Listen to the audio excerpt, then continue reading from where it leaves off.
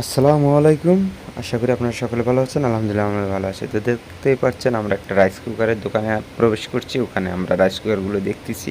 তো সর্বপ্রথম যিনি ভাইয়া আমাদেরকে একটা রাইস কুকার দেখালো, ওটা হচ্ছে জয়েন্ট ছিল। আর একটা হচ্ছে ঢালাই। তো ঢালাই এলাটা আমাদের পছন্দ, কারণ জয়েন্ট এলাটা একটু সমস্যা দেখা যায়, অনেক সময় প্রবলেম হয়ে যায়। তো ঢালাই এলাটা আসলে অনেক সুন্দর একটা কোয়ালিটির মাল রাইস কুকার। তো আমার কাছে রাইস কুকারটা অনেক ভালো লাগছে। আপনাদের কাছে কেমন লাগছে অবশ্যই কমেন্টে জানিয়ে দিবেন। আর ভিডিওটি ভালো লাগলে অবশ্যই শেয়ার দিবেন। আর রাইস কুকারের বিষয়ে যারা একটু ভালো বুঝেন তারা একটু কমেন্ট বক্সে আমাদেরকে সাড়া দিবেন। তো রাইস কুকারের প্রাইস নিচ্ছে আমাদের কাছ থেকে 2700 টাকা। তো রাইস কুকারটা আমার কাছে অনেক ভালো লাগছে, আমরা চেক করে নিব। আর উনি আমাদেরকে চেক করে দিচ্ছে, আমি ওটাও আপনাদেরকে দেখাচ্ছি। তো উনি যখন লাইনটা চেক দিছে না, তখন ওখানে লাইন পেয়েছে অবশ্যই। তো চেক করার পরে আমি আবার ওনাকে বললাম, তো ভাই আচ্ছা প্যাকেট করেন। উনি অলরেডি প্যাকেট করার জন্য বক্স আনার জন্য গেছে।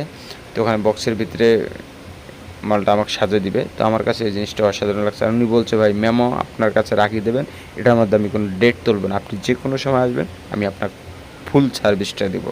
তো আমার কাছে এই জিনিসটা খুব ভালো লাগছে। এই দোকানে আমি আরও এর আগেও অনেক কিছু কিনেছিলাম। তো এনার কথাবার্তা অনেক সুন্দর, ভালো লাগার কারণে আমি ওনার দোকানে যাই।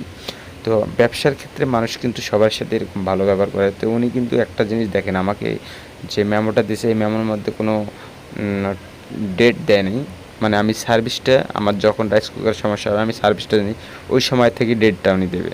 তো সবাই ভিডিওটি ভালো লাগলে অবশ্যই শেয়ার করে দেবেন।